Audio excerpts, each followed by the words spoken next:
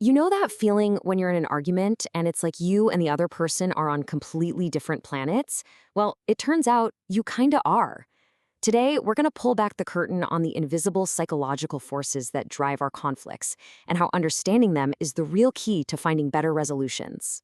The author Isabel Allende asked this incredible question: what is truer than truth? And her answer: the story. And that, right there, is the key to understanding pretty much every single conflict. It's never just about the facts. It's about the powerful, personal stories we tell ourselves about those facts. So every single dispute really kicks off with at least two competing stories. There's my story, and there's their story. And in my story, I'm the victim. I'm blameless. They're the one being unreasonable. The thing is, for the person telling it, their story isn't just a version of what happened. It feels like the absolute truth. Okay, so why do we cling to our stories so tightly? I mean, what gives them so much power over us? Well, it all comes down to a really deep psychological need that's hardwired into all of us. A psychotherapist named Michael Elkin put it perfectly. He said our deepest need, especially when we're in a conflict, is to feel innocent. We just have this fundamental drive to feel like we're the good guy, that we're right and blameless.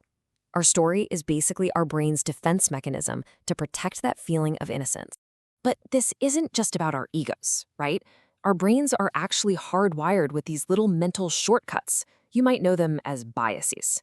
And during a conflict, they go into total overdrive, basically warping reality to protect our side of the story. So let's talk about the first big one, the self-serving bias. This is that totally universal thing our brain does where it spins information to make us look good. It's not like we're consciously trying to lie, it's just an automatic defense mechanism for our self-esteem. And believe me, this bias is everywhere. Check out this study. A whopping 94% of college professors rated their own work as better than average. It's so common it even has a nickname, the Lake Wobegon effect, from that fictional town where all the kids are above average. The point is, we all think we're better than average, even when that's statistically impossible. Okay, next up is a big one, especially for negotiations. It's called loss aversion. Basically, our brains are wired to hate losing way more than we enjoy winning. The pain of a loss feels much, much stronger than the pleasure of an equal gain. So think about it like this. The idea of losing $100 feels psychologically about twice as bad as the good feeling you'd get from gaining $100. And that's exactly why we dig our heels in during a compromise. That fear of losing something just feels so huge. And the last piece of this puzzle, selective perception. Think of your brain like a bouncer at a club. It's got a guest list. It only lets in information that confirms what you already believe, and it kicks everything else to the curb. This is literally why two people can see the exact same thing happen and walk away with completely different stories.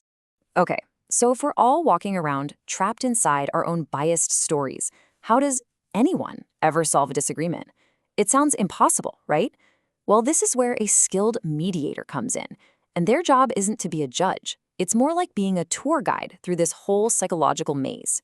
So one of the most powerful tools a mediator has is something called the reframe.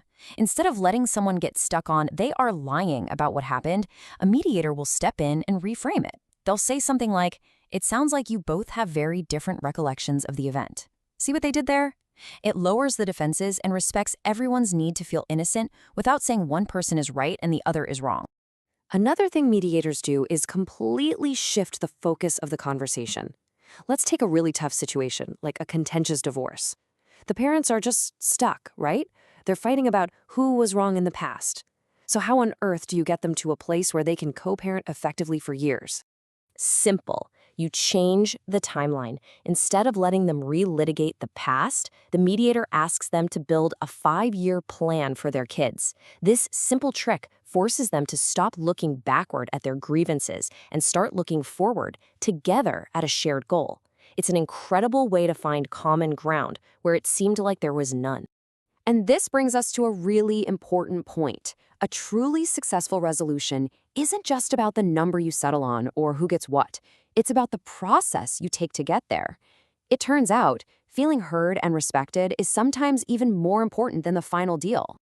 And we've got the data to prove it. A huge study from the Maryland judiciary really drives this home.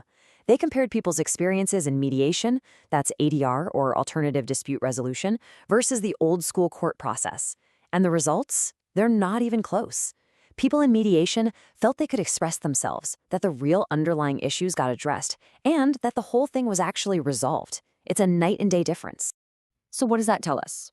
The big takeaway is that satisfaction doesn't just come from the outcome. It comes from having a say in it. It's that feeling of empowerment you get when you help build your own solution, instead of just having a judge tell you what to do. Okay, so let's bring this all back to you. What does all this psychology mean for the arguments and disagreements in your own life?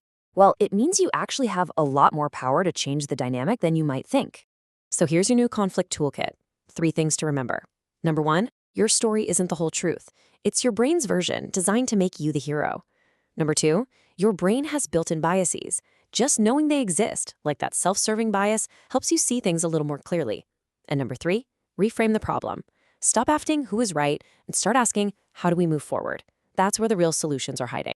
And that really brings us to the final question, the one for you to take with you. So the next time you're in a disagreement and you feel that powerful pull, that deep gut-level need to prove your story is the right one, what are you going to do?